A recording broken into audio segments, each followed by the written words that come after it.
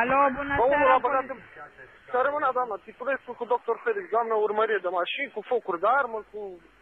Unul l-a băgat în portbagaj. Bă, unul i băgat în portbagaj, a luat cu ei. ați văzut un număr de mașină? Nu am văzut, doamnă, niciun număr, erau niște gorile de-astea. E un Mercedes aici, doamnă, bușit, care au reușit să fugă, băieți, B21 PSF. Și un... B21 PSF? Da, pe băieții au folosit focuri de armă? Da, doamnă, da, trag vreo 5-6 focuri. Și vine de la IGP-ul, Să urmăresc de departe, dinspre încolo, dinspre Ștefan cel Mare, de la IGP și aici băiatul ăsta, comerțanul pe care îl urmărea, a intrat în stâlp. A intrat în stâlp.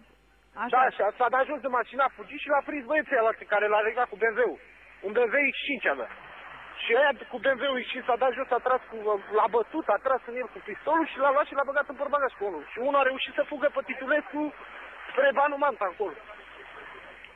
Trimiteți aici echipaje, repede. Trimitem echipaj. Problema este cine sunteți noastră, că dacă mai avem nevoie de relații să vă putem contacta, cum vă cheamă? Da, doamnă, eu sunt un taximetrist care eram staționat aici. Taximetrist, cum vă cheamă? Doamnă, sunt atâtea persoane, trimiteți aici echipaj și gata. Eu deja am trimis acolo, dar gata, veniți să rămână, la revedere.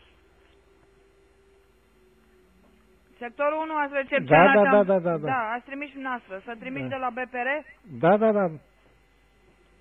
Trimiteți de la... Să nu-mi închideți. Și de la BPR trimitem. Trimiteți de la... Să nu-mi închideți. Și de la BPR trimitem. Și de la BPR trimitem.